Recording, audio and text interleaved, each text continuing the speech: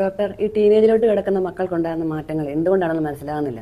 ഒരുപാട് പേരൻസ് ഇങ്ങനെ പറയുന്നുണ്ട്, എനിക്കും ഉണ്ടായൊരു ഡൗട്ട്. ഇതെല്ലാം എങ്ങനെയാണെന്ന് തരണം ചെയ്യുന്നതെന്ന് ഒന്ന് ഡോക്ടർ നമുക്കൊന്ന് വിശദീകരിച്ചെന്നാൽ നല്ലതായിരിക്കും. ഇത് നിങ്ങൾ ആദ്യം തന്നെ ഇവിടെ വന്ന് ഇത് ചോദിക്കേണ്ടത് തന്നെ ഒരു വലിയ കാര്യമാണ്. കാരണം യൂഷ്വലി പേരൻസ് ഇങ്ങനെ അറിയാൻ അങ്ങനെ ശ്രമിക്കാറില്ല. ഈ പ്രായത്തിൽ കുറേ ചേഞ്ചസ് ഉണ്ട്, കുറേ ഫിസിയോളജിക്കൽ ചേഞ്ചസ് ഉണ്ട്. അത് കാരണം അവരൊരു പല ചേഞ്ചസ് വരുന്ന കാരണം അവരുടെ സ്വഭാവത്തിൽ, അവരുടെ ചിന്താഗതിയിൽ, എല്ലാത്തിലും കുറേ വ്യത്യാസങ്ങൾ വരുന്നുണ്ട്.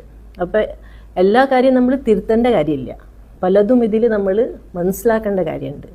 അപ്പോൾ നമ്മളത് അണ്ടർസ്റ്റാൻഡ് ചെയ്ത് അതുപോലെ നമ്മൾ പ്രവർത്തിച്ചു കഴിഞ്ഞാൽ നമുക്ക് പലതും നമുക്ക് എങ്ങനെയാണ് നമ്മുടെ മക്കളെ വളർത്തിയെടുക്കേണ്ടത് അത് നമുക്ക് ചിലപ്പോൾ സാധിച്ചെടുക്കാൻ പറ്റും. അതുപോലെ ഡോക്ടർ, ഇപ്പോൾ ഈ നമ്മുടെ മക്കൾ ഈ മൊബൈലിൽ ഗെയിമിങ്ങിലും അതുപോലെ ആക്ടിവിറ്റീസിലോട്ട് വരാതെ അവരതിനകത്ത് തന്നെ ഇരുന്ന് പോകും. അപ്പം നമുക്ക് അവരെ ഒരു നോർമൽ ആക്ടിവിറ്റീസിലോട്ട് കൊണ്ടുവരാൻ വേണ്ടി നമുക്ക് എന്ത് ചെയ്യാൻ സാധിക്കും? നമ്മുടെ ഈ പിള്ളേർ ഇപ്പോൾ മൊബൈലിൽ ഈ സമയത്ത് പിള്ളേർ മാത്രമല്ല നമ്മളെല്ലാവരും ഒരുവിധം എല്ലാവരും മൊബൈൽ നോക്കിയിട്ടാണ് ഇരിക്കുന്നത്.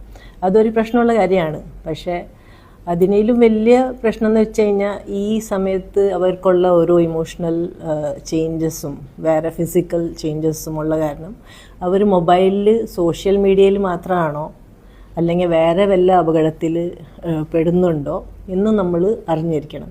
ചിലപ്പോൾ അവർ സെക്സ്റ്റിങ് ചെയ്യുന്നുണ്ടാവും, ചിലപ്പോൾ അവർ പോൺ വാച്ച് ചെയ്യുന്നുണ്ടാവും, ചിലപ്പോൾ വല്ല സൈബർ ക്രൈമിൽ പോയി എത്തപ്പെടും.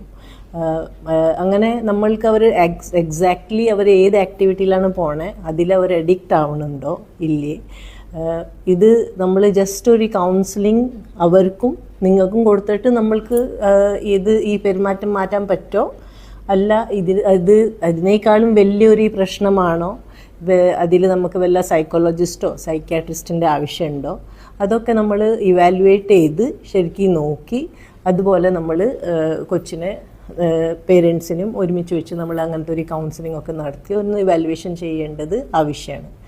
അത് ചെയ്ത് കഴിഞ്ഞിട്ട് നമുക്ക് മനസ്സിലാക്കാം എങ്ങനെയാണ് നിങ്ങളെയൊക്കെ ഗൈഡ് ചെയ്യാൻ പറ്റുക.